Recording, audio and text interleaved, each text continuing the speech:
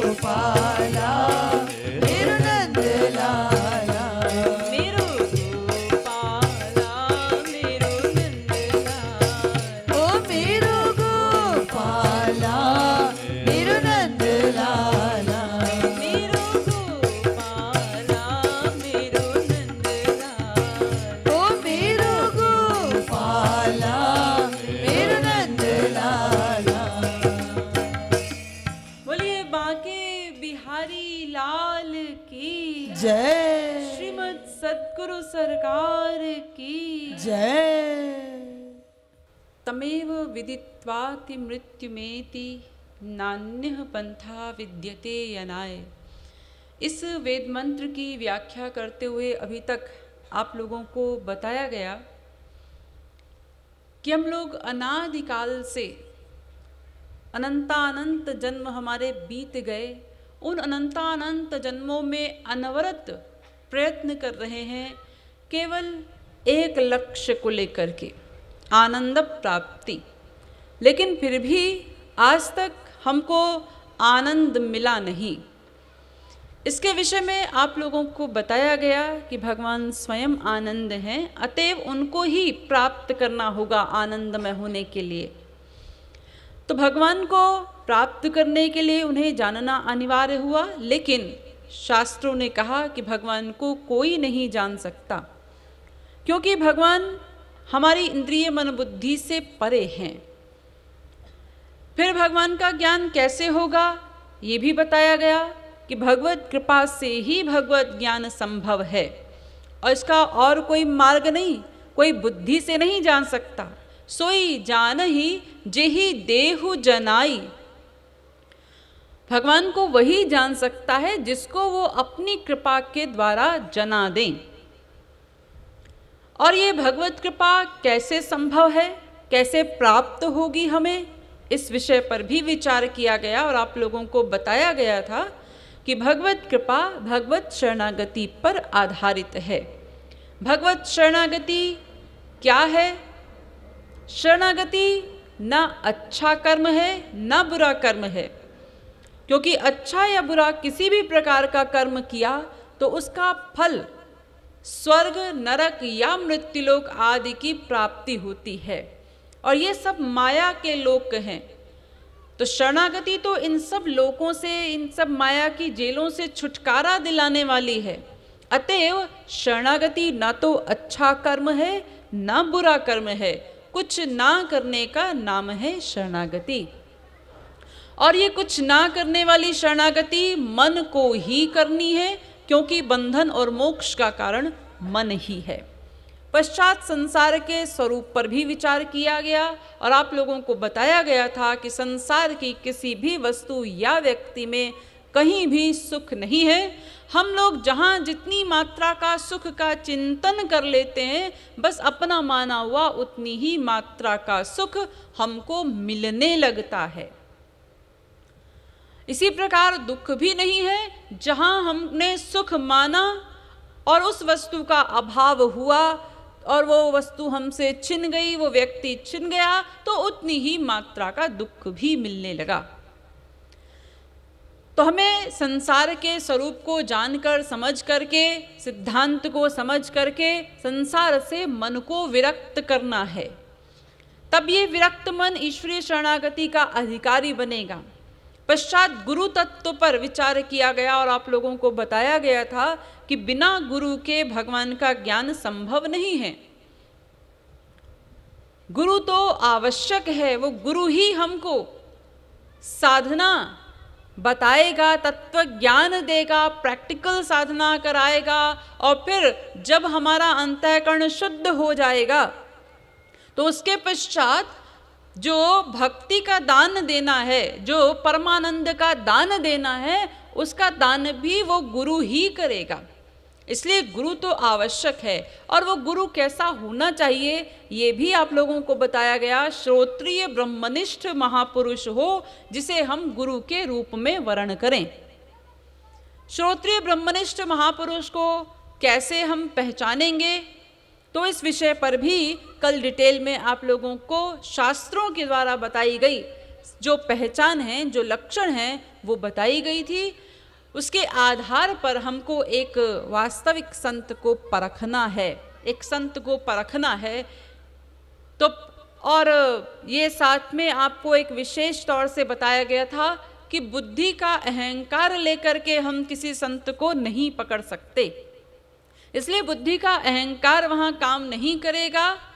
हमें शास्त्रों द्वारा जो बातें बताई गई हैं उनके आधार पर ही किसी भी संत को परखना होगा। अब आगे चलते हैं ईश्वरीय शरणागति के मार्गों पर। ईश्वरीय शरणागति के 3 मार्ग हमारे शास्त्रों वेदों में बताए गए हैं।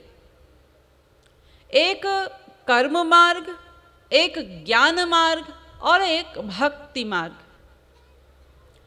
कर्म और ज्ञान, इनके विषय में संक्षेप में समझ लीजिए, क्योंकि ये दोनों ही मार्ग हमारे काम के नहीं हैं, इसलिए इनके विषय में बहुत संक्षेप में हम समझेंगे।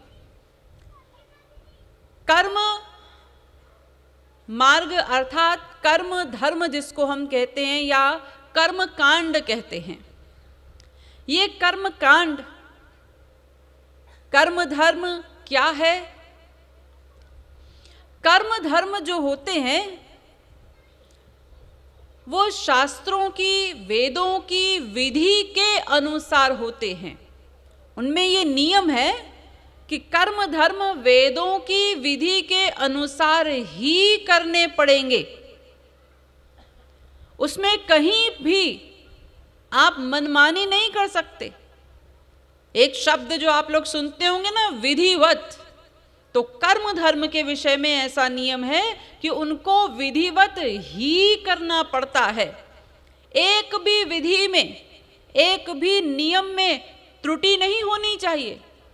कहीं भी थोड़ी सी भी त्रुटि हुई तो वो थोड़ी सी त्रुटि भी यजमान की महान हानि कर देती है। सवाग वज्रम यजमानम हिनस्ते, थोड़ी सी त्रुटि भी। और इस कलयुग में जो ये कर्म धर्म है, इस कलयुग में उन कर्मों धर्मों के नियमों का पालन करना ये असंभव ही है, कोई नहीं कर सकता, क्योंकि इतने कड़े कड़े नियम हैं एक एक कर्म धर्म में। कैसे कोई उन नियमों का पालन कर पाएगा? देखिए, एक उदाहरण के तौर पे मैं आपको बताती हूं। जैसे यज्ञ आदि करते हैं हम लोग, ये यज्ञ कर्म कांड के अंतर्गत आता है। तो इस यज्ञ का भी नियम है, स्थान भी सही होना चाहिए। ऐसा नहीं कि कहीं पर भी बैठ करके हम यज्ञ कर लेंगे। समय भी सही हो, कर्ता भी सही हो, मंत्र भी सही बोले जाएं, और यज्ञ में जो लगने वाला द्रव्य है वो द्रव्य भी सही हो। सब चीजें सही सही होनी चाहिए, तब एक यज्ञ होता है। अब इनमें भी हम एक नियम को लेते हैं कि यज्ञ में जो द्रव्य लगना है, अर्थात जो पैसा लगना है, वो कैसा होना चाहिए, उसके लिए भी नियम है। क्या नियम? अपने अपने वर्ण और आश्रम के अनुसार ही जीव कर्म करे। 4 प्रकार के वर्ण होते हैं और 4 प्रकार के आश्रम होते हैं। जैसे आप लोग सुनते हैं ना, ब्रह्मचारी, गृहस्थी, वानप्रस्थी, सन्यासी। इसी प्रकार ब्राह्मण, वैश्य, क्षत्रिय, शूद्र, ये सब क्या है? वर्ण और आश्रम है। तो अपने अपने वर्ण और आश्रम के अनुसार ही जीव कर्म करे, जैसा उसके लिए वेदों की आज्ञा है वैसा कर्म हो। तो इस एक नियम में भी के अंतर्गत भी ये जो दूसरा नियम है, उसमें ही हम लोग पहली शर्त में ही फेल हो गए, क्योंकि आज के समय में, आज के इस युग में सब तरह के लोग सब तरह का कार्य कर रहे हैं। वर्ण और आश्रम आदि का कोई ध्यान नहीं रखता। सब तरह के कार्य हो रहे हैं। फिर दूसरी बात, जो कार्य हो वर्ण और आश्रम के अनुसार वो पूर्ण ईमानदारी से ही हो, उसमें कहीं भी थोड़ी भी 420 नहीं, थोड़ी भी बेईमानी नहीं, पूर्ण ईमानदारी से। उसके बाद जो आपकी आय होगी, उस आय में से भी 10वांश दान हो, और वो दान भी कहीं भी दान देने से नहीं होगा, वो दान भी सदपात्र में दान हो। उसके बाद जो आपके पास बचेगा वो आपका शुक्ल द्रव्य होगा। वो द्रव्य आपका, वो पैसा आपका यज्ञ में लगने के योग्य है। तो ऐसा द्रव्य हम लेकर आए, ऐसा पैसा पहले कमाए तब यज्ञ करें। तो ये तो एक नियम की बात की हमने। तो एक एक कर्म धर्म में कड़े कड़े नियम हैं। उन नियमों का पालन इस कलयुग में कोई कर नहीं सकता, बहुत कठिन है। देखिए, वेदों में जो मंत्र हैं, यज्ञ आदि में जो मंत्र बोले जाते हैं ना, वो वेद मंत्रों में स्वर लगे होते हैं। आपने कभी लिखे हुए देखे होंगे मंत्र आदि, तो कहीं पर नीचे लाइन ऐसे लेटी लाइन है, कहीं खड़ी लाइन है, ये जो लाइनें दिखाई पड़ती हैं ये स्वर होते हैं। वेद के एक मंत्र के, एक शब्द के एक एक अक्षर पर स्वर लगा होता है, और उन स्वरों के अनुसार ही उस वेद मंत्र का उच्चारण करना है, ये नियम है। बिना स्वर के वेद मंत्र का उच्चारण करना ये अपराध है, उसका दंड भोगना पड़ता है। तो बिना स्वरों के वेद मंत्र का उच्चारण ये तो करना ही नहीं, अपराध होगा। और फिर हम लोग कितने लोग हैं जो जिनको स्वरों का ज्ञान होता है, अक्षरों का ज्ञान तो फिर भी है लोगों को, लेकिन स्वरों का बारीक ज्ञान नहीं। एक बार एक राक्षस ने यज्ञ किया, तो यज्ञ के लिए वो पुरोहितों को पकड़ करके लेकर आया और पुरोहितों से कहा हमारे लिए यज्ञ करो। तो पुरोहित सब धर्म संकट में फंस गए कि राक्षस के लिए यज्ञ करे। अगर यज्ञ सफल हो गया तो दैवी संपत्ति का ह्रास होगा, आसुरी संपत्ति की उन्नति होगी, और यज्ञ नहीं करेंगे तो ये राक्षस अभी हमको मार देगा, तो क्या करें। तो उन लोगों ने चालाकी की कि ये जो राक्षस है इसको अक्षरों का ज्ञान तो है, लेकिन वेद मंत्रों में जो स्वर लगे होते हैं उसका बारीक ज्ञान इसको नहीं है।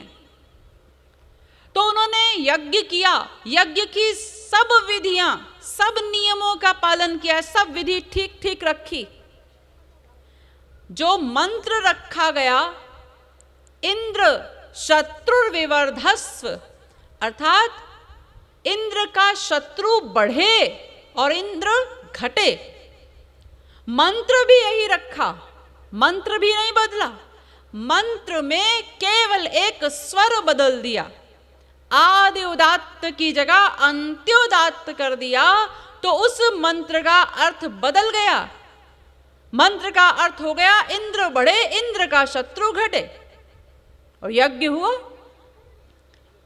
अब जब यज्ञ हुआ और उसके पश्चात जब युद्ध हुआ तो राक्षस मारा गया, तो उसने भगवान से पूछा, अरे हमने यज्ञ किया था और हम ही मारे जा रहे हैं। तो भगवान ने कहा, जैसा यज्ञ किया था उसका वही फल दिया हमने, तुम्हारे यज्ञ का यही तो मंत्र था। तो उसने कहा, ये तो पुरोहितों की गलती है, उन्होंने गड़बड़ की। अरे नहीं नहीं, पुरोहितों की गलती नहीं मानी जाएगी। सवाग वज्रम यजमानम हिनस्ते, वो थोड़ी सी भी त्रुटि यजमान का नाश करती है, पुरोहितों से लेना देना नहीं है उसमें। तुमको समझना चाहिए था, ठीक ठीक करना चाहिए था। तो इस कलयुग में कर्म धर्म बहुत कठिन है, बहुत कड़े कड़े नियम हैं, कोई उन सब नियमों का पालन नहीं कर सकता 100%। इसलिए कर्म धर्म को असंभव ही बताया गया है कलयुग में। और मान लीजिए कोई लाखों में करोड़ों में एक ऐसा हो जो इन सब कड़े कड़े नियमों का 100% पालन कर ले, तो उसका फल क्या मिलेगा? उसका फल मिलेगा नश्वर स्वर्ग। वो भी कब तक के लिए? जब तक कि आपका कर्म धर्म आपके साथ है, बस तब तक के लिए, सदा के लिए वो भी नहीं मिलेगा। यानी एक तो इतने कड़े कड़े नियमों का कोई पालन करे जो कि असंभव ही है कलयुग में, और उसके बाद भी उसका फल क्या मिला? नश्वर स्वर्ग, और वो भी सदा को नहीं। तो फिर इतनी मेहनत कौन करेगा? इसलिए तो वेद ने कहा इष्टापूर्तम मन्यमाना वरिष्ठम नान्यत् श्रेयो वेदयन्ते प्रमूढ़ाः। स्वर्ग के लिए प्रयत्न करने वाले लोग वो प्रमूढ़ा घोर मूर्ख होते हैं। तो ये कर्म धर्म और एक सिद्धांत और आप लोग सुनते होंगे, कर्म योग। कर्म योग अर्थात शरीर से यथाशक्ति कर्म करें और मन का अटैचमेंट, मन का लगाव वो भगवान में कर दें। शरीर से जितना बन पड़े यथाशक्ति कर्म धर्म हो और मन का अटैचमेंट वो भगवान में हो। ये कर्म योग। जैसे आप लोगों ने कहावत सुनी होगी ना कि तन कार में और मन वो यार में। शरीर से संसार के कार्य करें और मन का अटैचमेंट भगवान में कर दें। तो जहां हमारे मन का अटैचमेंट होता है, भगवान उन्हीं कर्मों का फल देते हैं। तो मन का अटैचमेंट जब भगवान में होगा तो भगवान का ही फल मिलेगा। भगवत धाम, भगवत प्राप्ति, ये फल प्राप्त होंगे। तो हम लोगों के लिए कर्म योग ये करणीय है, लेकिन कर्म धर्म इस कलयुग में असंभव है। इसी प्रकार ज्ञान मार्ग के विषय में बात करें तो ज्ञान के विषय में भी ऐसा ही है। ज्ञान मार्ग का अधिकारित्व प्राप्त करना ही बड़ा कठिन है। निर्विण्णानाम ज्ञान योगः, पूर्ण विरक्त कोई मनुष्य हो, पूर्ण विरक्त, जिसका अपनी इंद्रियों पर भी पूरा कंट्रोल हो, मन पर भी पूरा कंट्रोल हो, सर्दी गर्मी जाड़ा बरसात आदि किसी चीज का कोई प्रभाव ना होता हो, स्त्री पति बाप बेटा सब परिजन एक साथ मर जाएं तो भी भीतर से इतनी सी भी धक ना हो, ऐसा कोई पूर्ण विरक्त मनुष्य हो तो वो ज्ञान मार्ग का अधिकारी है। पहला अक्षर सुनने का। तो पहले तो ऐसा अधिकारित्व लेकर आए हम, तब तो ज्ञान मार्ग में प्रवेश मिले। और फिर कोई मान लीजिए ऐसा अधिकारित्व प्राप्त कर भी ले तो उस मार्ग में चलना बड़ा कठिन है। कहा भी गया है, ज्ञान के पंथ कृपाण की धारा। ज्ञान का पंथ वो कृपाण की धार के समान होता है, तलवार की धार पर चलने के समान, इतना कठिन। कहत कठिन समुझत कठिन, साधन कठिन विवेक।